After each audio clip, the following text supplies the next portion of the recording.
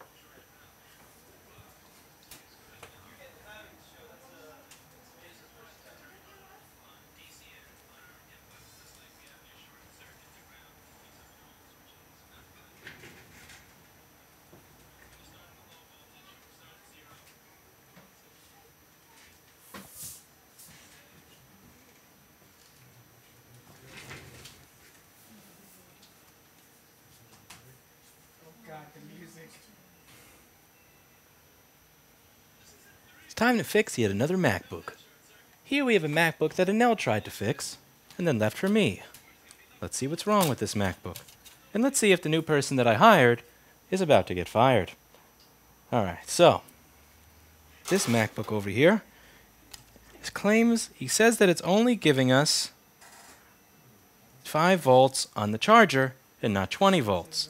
So I'm going to plug in this USB-C amp meter, and the first thing we're going to do is we're going to confirm whether or not that's true. So it takes 5.1 volts and draws 20 milliamps. Typically it's drawing 1 to 200 milliamps when it's about to jump to 20, but here it's not. It's drawing 20 milliamps steady.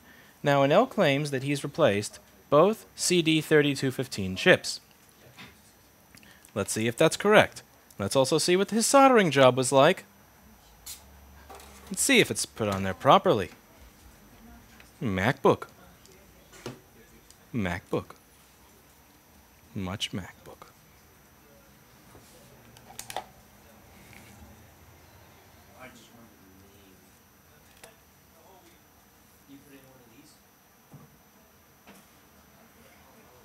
Wow. Sadness. Look at all these resistors knocked from side to side. My Jesus. Who votes this is time for a firing? Are you even soldered to the board? Yep. Fired.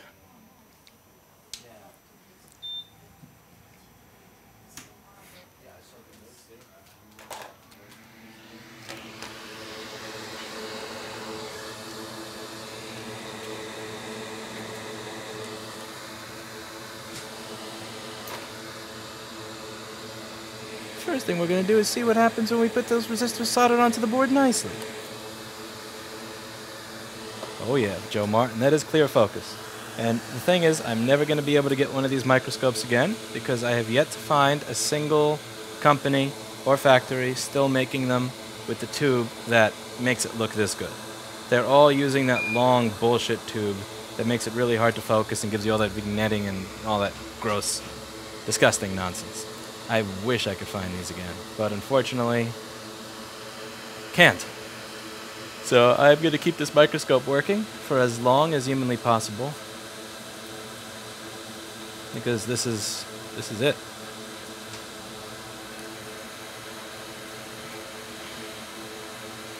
Anyway.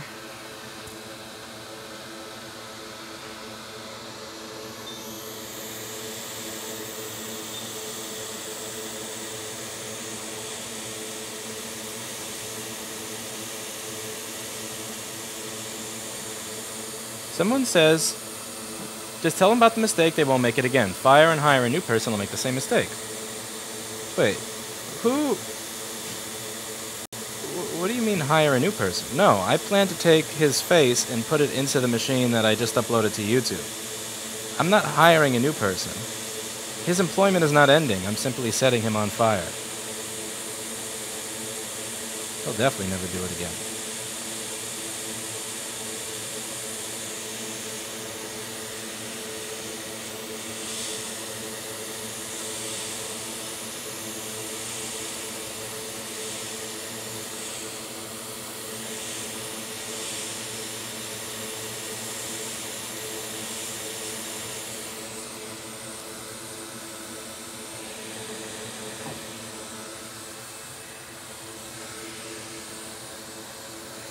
I'd have to custom order a tube that fits this specific, the different hole that's in this microscope. And then there's also the question of whether it's even the tube that's what's causing the issue, or if it's just a lower quality prism that's put into the later revisions of the microscope. This is all a lot of stuff to figure out, but what I do know is that I have the best prism, that I have the best streaming microscope there is, and I am never going to let anything bad happen to this.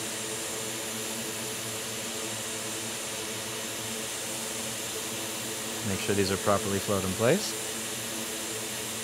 Now, the next thing you may notice here is that we have a probe point that is completely destroyed. So even though the CD3215s have been replaced, well, there are 2 points that are of interest to me, and that I'm going to be able to zoom in and have in perfect focus because I have the best microscope on all of YouTube. Oh, yeah. The best microscope camera. Look at that. Look at that beautiful picture. Oh, look at the focus. Look at the detail. Look at that. That's beautiful. So, but you're still passing signal. You're not, and you're not. So let's figure out what those two are for. This is an 820-00840 board. So we're going to open up the schematic in the board view for that.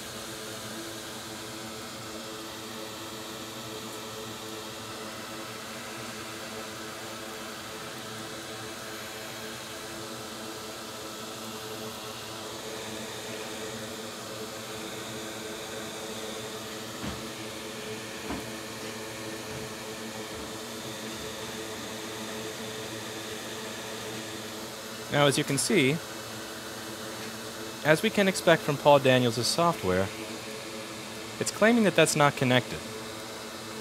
And it's, this is the only one of those 5 that actually does anything. So you have a square over here with 1 probe point in the middle, and over here you have the same thing. You have a square of probe points with 1 probe point in the middle. Now, I'm not sure how much I believe Paul Daniels' software here, because Paul Daniels' software tells me that that probe point that has a trace going to it is for nothing, which I just find that hard to believe. Like, why would you bother running a probe point? Why would you rather running a trace to a probe point for nothing? Then again, we are talking about Apple engineering here. Think different. So the only one that seems to be valid is this middle one here. TSP UPC XB SWD clock. So let's see where that goes on our board view. So that goes from the right CD3215 to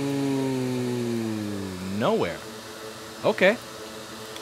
All right. So now this is great. So this genuinely goes to nothing. So those 2 broken probe points are not of concern to me. Now we do have an interesting looking cap down here. What's up with that? It looks like there's a second piece on this capacitor or something.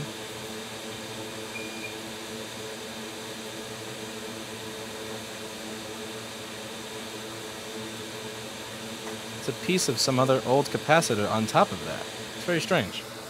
Okay, we just move that off.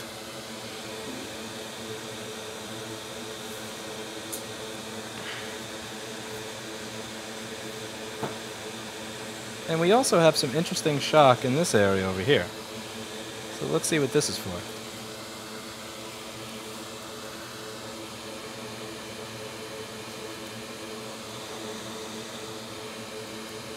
That is the 20 volts that's supposed to be coming in from the charger.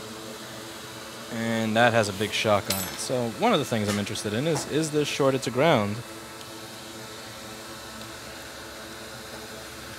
We're going to turn on the Paul Daniels multimeter software, pray that it works today, and see if this is shorted to ground. It is not. Is the fuse good? That was a dumb question. I can't believe I wasted time even checking that. Okay, so now let's see if after making our minor adjustments to the resistors on the right, if we are getting 20 volts in the charger.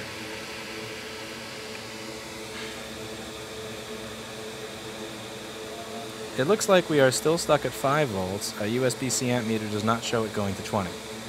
The next thing I'm going to do is check and see if pp3v3_g3hot is present, because pp3v3_g3hot needs to be present in order for us to get this chip working at all.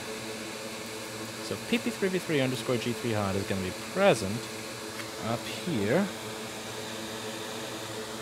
Let's see if that turns on and works. PP3v3 underscore G3 hot is present. Now are you going into the chip? That's the other question.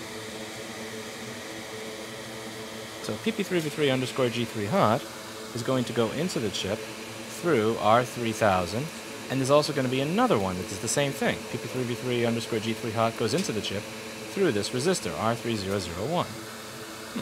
So what are the values that these resistors are supposed to be?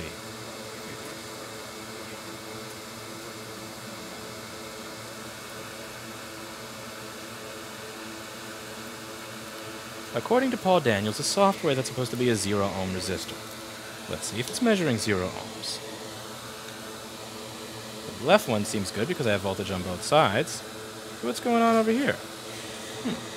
Resistor seems a little sickly. Unfortunately, that resistor's working. If it wasn't working, it might give us a reason as to why the board was not functioning. Let's see if it's passing voltage properly.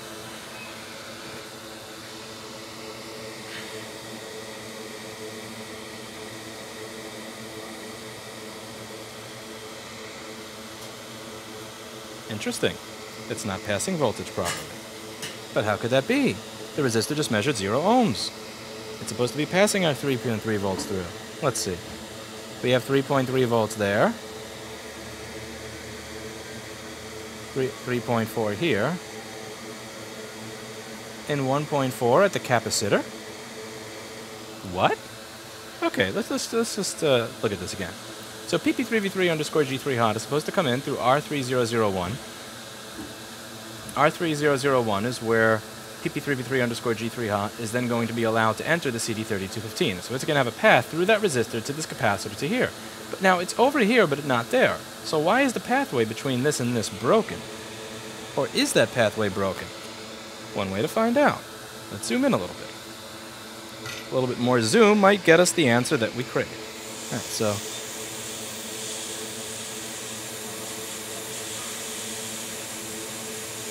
damn. That is really interesting because it doesn't look like that path has any damage. But that voltage going up and down there would indicate that a pathway in the board is broken.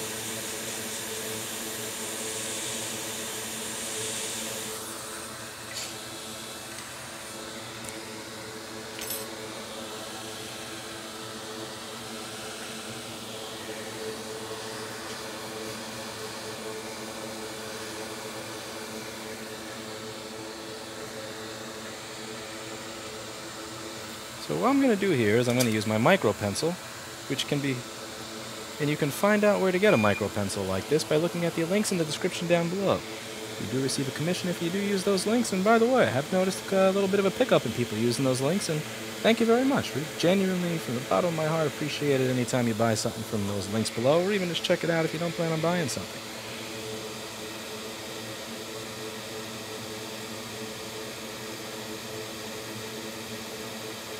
You are all too kind.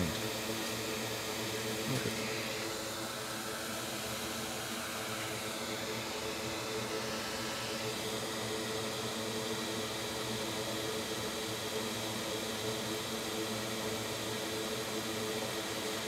My hand is shaking way too much.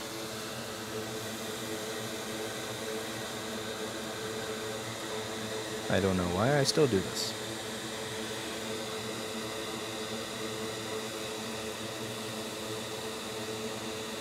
Stubbornness, I'm sure.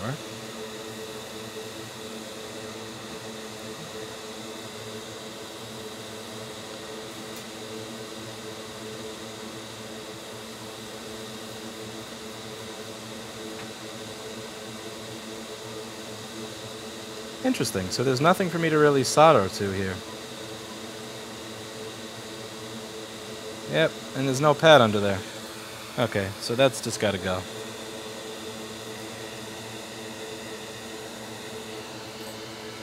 Yeah, so I was noticing as I was trying to solder the wire that even though there was conductivity on the top of the resistor, there was no conductivity on the side or the bottom of the resistor. And I'm talking about thermal conductivity in terms of I can solder to it and solder will stick. And it just wasn't responding at all to anything I was doing. Thermal conductivity is the wrong word there. I'm being an idiot, but you get the idea. Like, I was trying to solder to it and getting nowhere.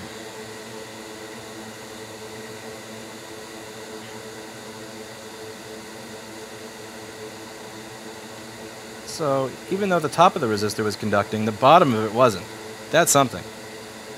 Wow. So, yeah, when people say measure this, measure that, the top of the resistor was conducting and the bottom wasn't. That's an interesting case.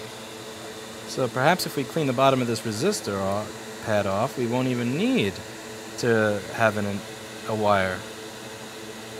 It's just going to take a little bit of gentle scraping, so some flux, some solder, some heat,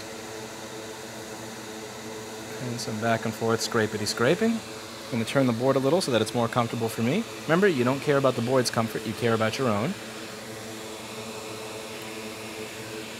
See, this way it's going to be much more comfortable for the scrape.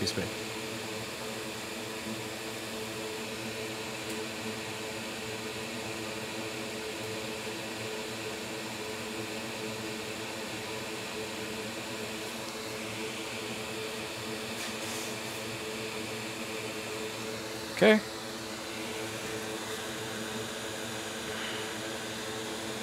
Now we're going to get ourselves a 0 ohm resistor.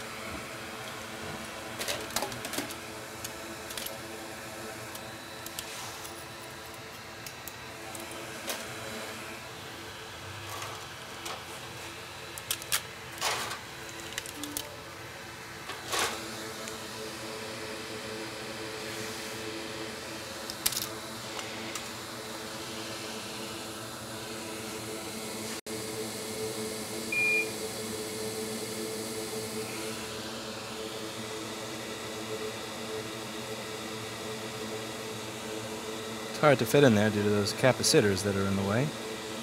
Perhaps if we turn the board around yet again.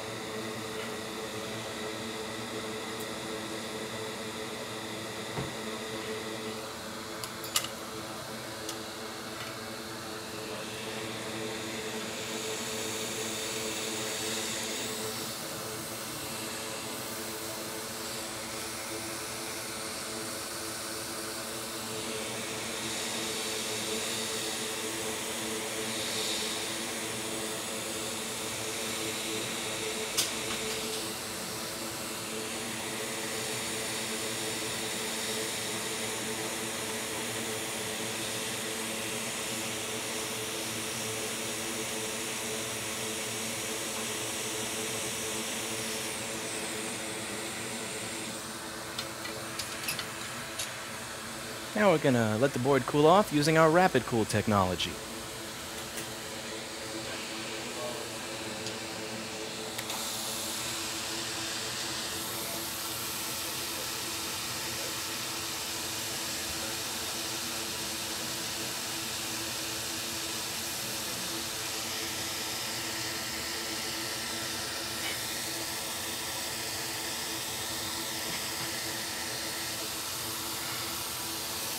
Yeah, you're experiencing the pain that I was experiencing, you Rossinator. That stuff drives me crazy. What's up? Oh. The resistor is upside down. Indeed it is. Indeed it is. Now all the electrons are going to fall out.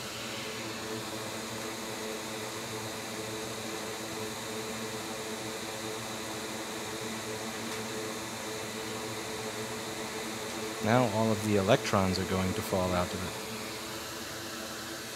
That's not missing Beard of Joy.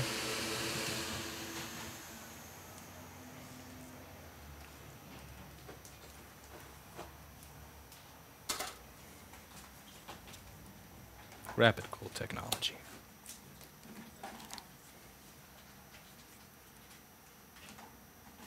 As you can see, barely. We are now getting 20 volts on the charger, and it's taking 500 to 600 milliamps, which is what I would expect a healthy MacBook to be taking when it's fixed. So all this needed was a single resistor that was 0 ohms, that's, I imagine, acting as either a fuse or a jumper, to be replaced, that sits between PP3V3_G3 hot, which is the power line that powers our CD3215s, and the CD3215. So that's it for today, and as always, I hope you learned something. And again, for that whole uptick in the click in the Amazon links below, I appreciate you. Thank you. Thank you, thank you, thank you. Thank you, thank you. Now for the next board. I'm hungry, actually. Do I want to do the next board, or do I want to eat? Yeah, my stomach is actually grumbling. BBL, BBL, BBL, BBL, BBL, BBL.